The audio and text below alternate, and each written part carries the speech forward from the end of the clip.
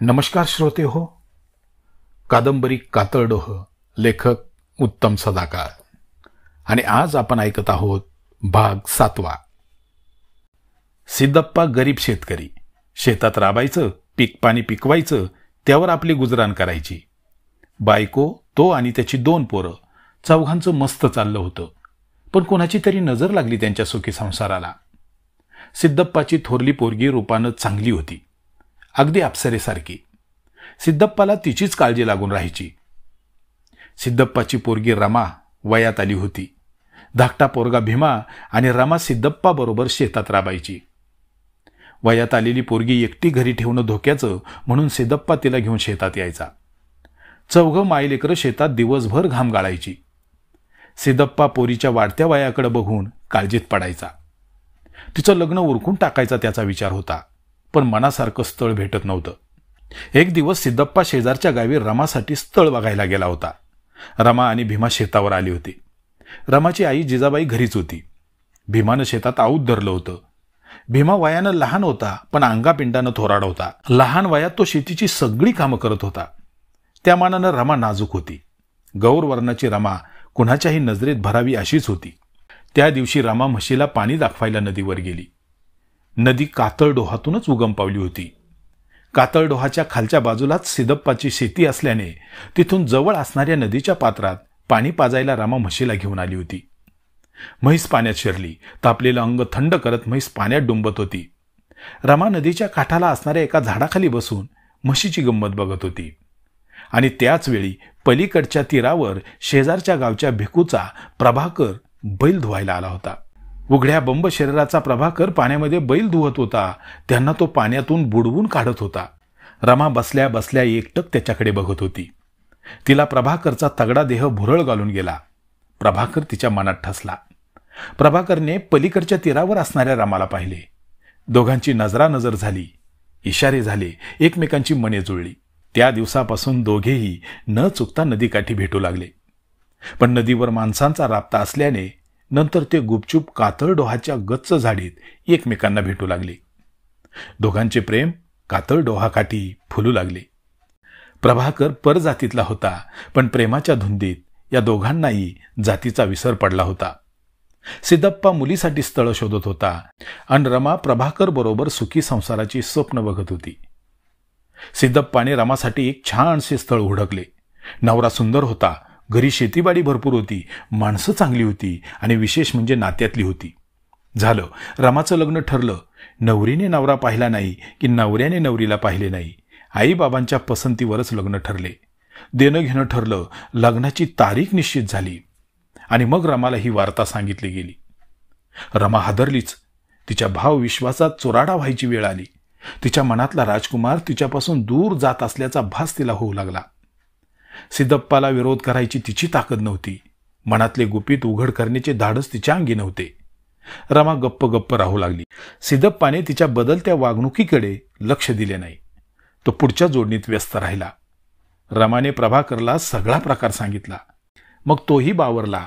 या तिढ्यातून सुटण्याचा तो विचार करू लागला. पण हा प्रश्न सुटण्यासारखा नव्हता. त्याने त्याच्या प्रेमाची कल्पना घरच्यांना दिली. रमाशी लग्न करण्याचा विचार त्याने आपल्या घरच्यांना बोलून दाखवला. तसे घरचे त्याच्यावरच संतापले. त्यांनाही त्यांच्या जातीचा अभिमान होता. असे लग्न त्यांना मान्य होण्यासारखेच नव्हते. त्यांची सुद्धा प्रतिष्ठा पणाला लागली होती. प्रभाकरला घरून कडाडून विरोध झाला. आता प्रभाकरचा मार्गच खुंटला. त्याच्या डोळ्यापुढे अंधार दाटला. काय करावे त्याला सुचेना. त्याने रमाला परिस्थिती समजावून सांगितली. अशा अवघड परिस्थितीतून सुटण्याचा फक्त एकच मार्ग दोघांना दिसू लागला आणि तो म्हणजे पळून जाऊन लग्न करणे. दोघांचा विचार ठरला. त्यांनी एक मोठा धाडसाचा निर्णय घेतला. समाजाचा, घरच्यांचा विरोध डावलून ते अग्निपथावर चालायला तयार झाले. रमाच्या लग्नाची आमंत्रणे पोच झाली. पै पाहुणे लग्नासाठी घरी गोळा झाले. घरात आनंद उल्हासाचे वातावरण आकार घेऊ लागले. लग्नाचा दिवस जवळ आला. मात्र रमा आणि प्रभाकरने योजना तयार केली होती. सगळ्यांना बेसावत ठेवून पळून जाण्याची त्यांची योजना अडचण आली नाही तर नक्कीच यशस्वी होणार होती. लग्नाचा दिवस उजाडला. नवरदेवाचे वऱ्हाड कातळ गावात पोहोचले. पाहुण्या रावळ्यांनी गावाला जत्रेचे स्वरूप आले होते. सिद्धप्पाच्या घरी लग्नाच्या तयारीची धांदल उडाली होती आणि ती बातमी सिद्धप्पाच्या काळीत चिरत गेली. रमा गायब झाली होती. पाहुणे मंडळी लग्नाच्या मंडपात मुलीची वाट बघत ताटकळलेली होती. इकडे सिद्धप्पाच्या घरात मात्र हलकल्लोळ माजला होता. रमा कुठं गेली? जो तो रमाला शोधू लागला. रमाचा तपास लागेना. सिद्धप्पाच्या अंगाचा थरकाप उडाला. एवढ्या पै पाहुण्यांसमोर इज्जतीची लक्तरे वेशीवर टांगली गेली. त्याच्या पायाखालची जमीन सरकल्याचा भास त्याला होऊ लागला. आता व्यायाला तोंड कसे दाखवावे? त्यांच्यासमोर कोणत्या तोंडाने जावे? सिद्धप्पा पार गळाठून गेला. रमाच्या आईने हाय खाल्ली. तिच्या डोळ्याच्या धारा थांबेनात. भीमाच्या अंगाचा तिळपापड झाला. इज्जतीचं खोबरं करणाऱ्या रमाचा त्याला भयंकर राग आला. तो त्वेषाने हाताच्या मुठी आवळून इकडे तिकडे फिरू लागला. लगीन घरचे वातावरणच गढूळले. मान खाली घालून सिद्धप्पा नवरा उतरला होता त्या जानूस घरात गेला. यव्हाना नवऱ्या मुलाला सुद्धा ही बातमी कळाली होती. त्याच्या रागाचा पारा सरसर वर चढत होता. समोर सासऱ्याला बघून त्याच्या क्रोधाचा स्फोट झाला. नवऱ्या मुलाने सिद्धप्पाला धक्के मारून बाहेर हाकलले. नको नको ते अपशब्द वापरून सिद्धप्पाला घायाळ केले.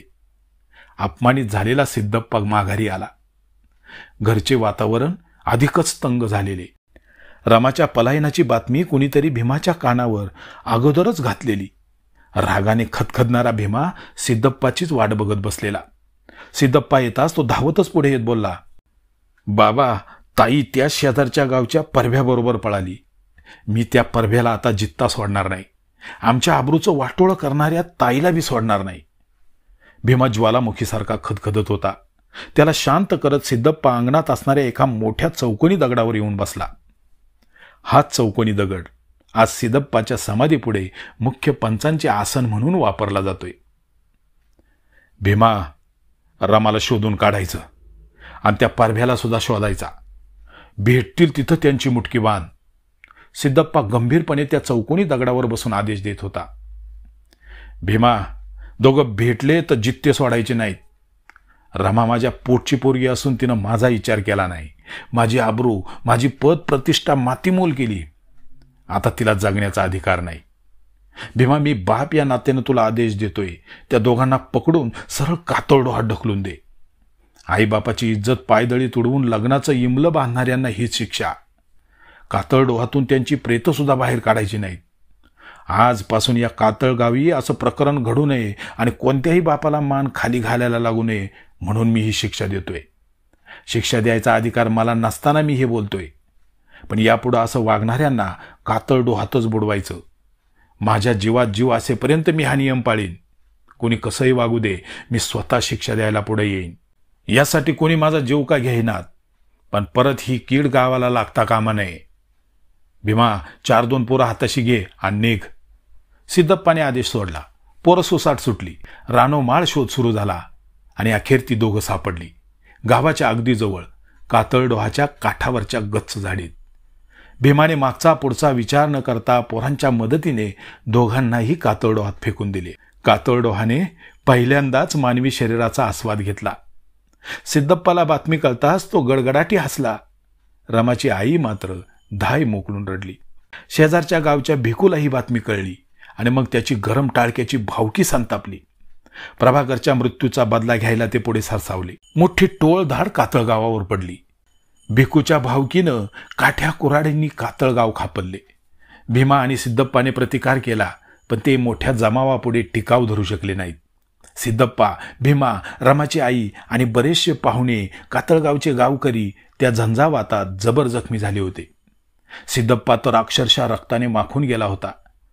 मरता मरता तो मोठ्याने ओरडत म्हणाला, आज मी जगणार नाही. हे जरी खरं असलं ना तरी पण एक गोष्ट समद्यांनी ध्यानात ठेवा.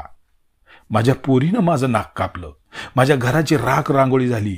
तसं कुणी या गावात वागलं तर मी भूत होऊन त्याच्या मानगुटीवर बसन. माझा आत्मा कातळ गावात भिरभिरत राहणार. या कातळ दगडात माझा आत्मा असल. अंगणातल्या चौकोनी दगडाकडे बोट दाखवत सिद्धप्पा ओरडत होता. आता त्याच्या घशाला घरघर लागली होती. तरीही तो कसंबसं बोलत होता. पर जातीशी सोयरीक केली तर त्याची शिक्षा एकच, मृत्यूदंड. त्याला कातळडोहात फेकायचं, परत वर न येण्यासाठी. एवढं बोलून सिद्धप्पाचा श्वास कायमचा थांबला.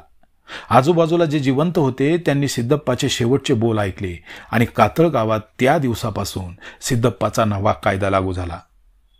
धोंडूबाबाने त्याला माहिती असलेली सिद्धप्पाची कहाणी सगळ्यांना ऐकवली. प्रत्येकाच्या चेहऱ्यावर भीतीची छटा तरळली होती. सुन्न होऊन एकमेकांच्या तोंडाकडे बघत ते बराच वेळ बसले.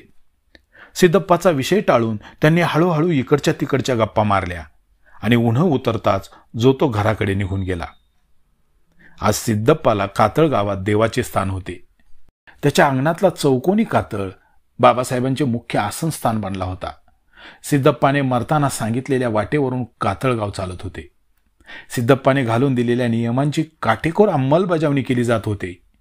पण पुढे पुढे नवीन नियमांची, रूढींची, परंपरांची त्यात भर पडत गेली. सिद्धप्पाच्या नावाखाली कारभारी नवे नवे जाचकाटी, कायदे कातळगावच्या माथी मारू लागले. पण त्याविरुद्ध जायची हिंमत कुणातच नव्हती. जो ही हिंमत दाखवायचा त्याची रवानगी थेट कातळडोहात व्हायची आणि कातळडोह याच संधीची वाट बघत आ वासून बसलेला असायचा एखाद्या राक्षसासारखा.